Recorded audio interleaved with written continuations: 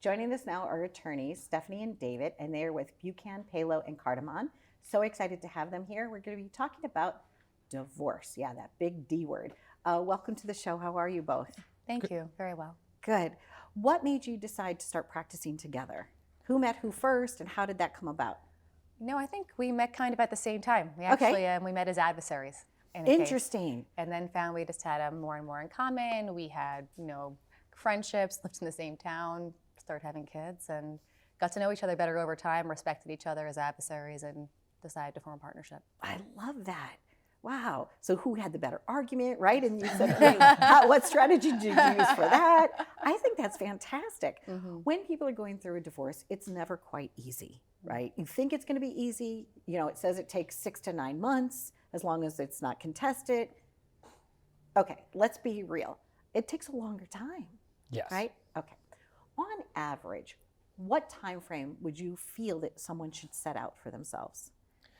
Certainly, if they're going into a litigated case, you should be looking at outwards of a year. Okay.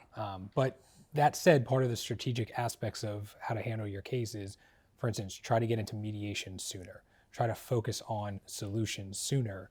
And it's also up to you. The more you're able to share your information with your attorney and you can exchange information with the other side quicker, it sets your case up for resolution sooner. So therefore, you could expedite the process. Like take the easy things off the table first. Exactly. We also lean on our clients a lot for more information about what we need to communicate. We don't know what's going on in their lives. Only they do. So with their help and their cooperation, we're able to help them.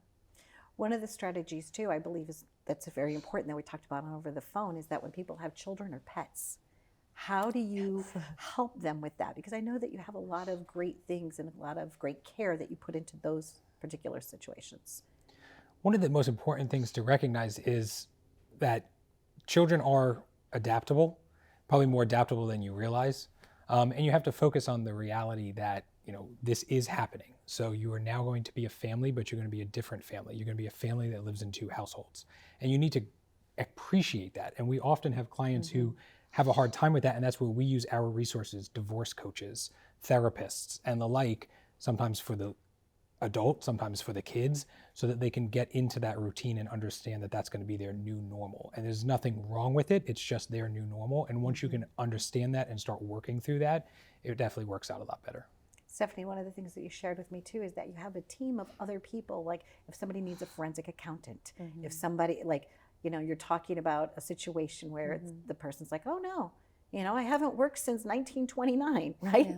Well, so absolutely, that's a big part of our practice is knowing on what kind of experts and professionals to employ in the case in order to gather the information we need to bring it to resolution or if necessary, bring it to trial. So among them are on the financial end, sometimes we do utilize a forensic accountant or employability experts if someone says that they're not employable, but in reality with their background and a little bit of time even to re-educate, they are going to become employable once again. And kind of like Dave just mentioned with respect to co-parenting issues, we do rely on co-parenting therapists. We rely on people who work as parenting coordinators to help people make decisions day to day.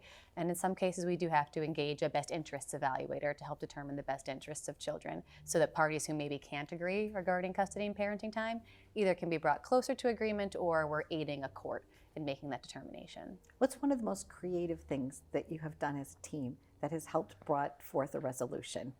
I mean, did you invite everybody to dinner, or have a pizza party? Like, what have you done, or what have you found is helpful?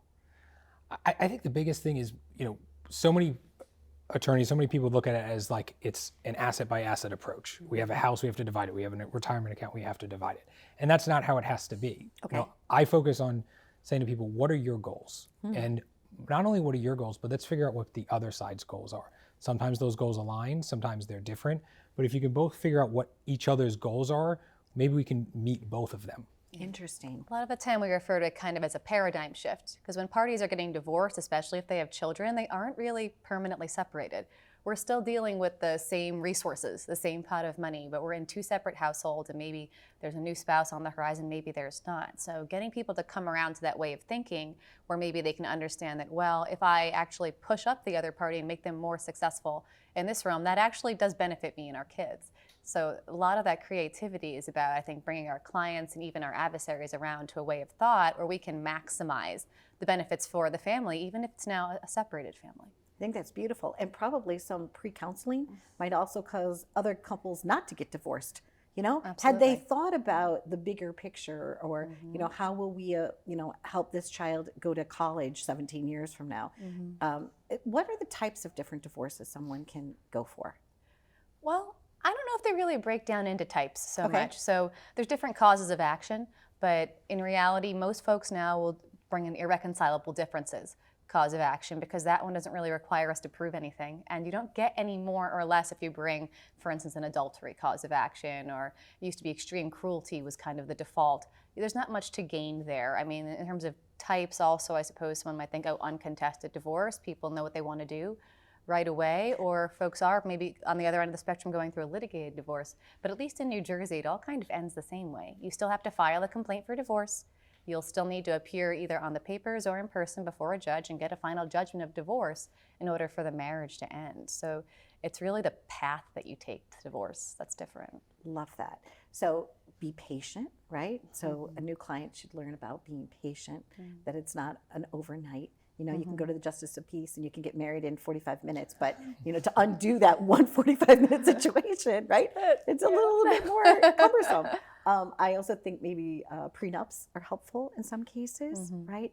And I think going to the attorney maybe with like your playlist of, like you said, your wishes. This is what I hope that I can still have at the end of the rainbow, and you know, this is what the other person wants, in communication. You know, I think it's exciting. Like I would, if I was going through something, I'd want to hire you guys, right? Because I would feel like I have, like you said, you were once adversaries, so your brains must be like so like powerful and, you know, exciting. What else can we share with the audience that they might not be prepared for to help them like get a step ahead of the game? Well, when you think about getting ahead of the game, more importantly, especially when you look at issues that the court looks at financially, you know, so many people don't understand their finances, and not even just your finances, but understanding, you know, some people have separate accounts. You need to understand that, but your needs, understanding how much you pay for electric. So many people come to us and they have to fill out what their monthly budget is, and they have no idea what they spend on certain line items, and sometimes they don't realize how much they're spending. Perfect. So figuring that out in advance, that helps us and it helps the court get your case moving faster. Yeah, it's not really who did what to who. It's just like, let's dissolve this and, you know, get out with, you know, hopefully not too many scratches. So Stephanie and David, thank you very much. I can see why somebody, you know, could benefit by working with you. And if you're going through a divorce, no matter where you are in the world, maybe go to their website. They might actually have a few little tips or ideas, or rewatch this segment. And we're here to support you, whatever your journey might be. Thanks for watching.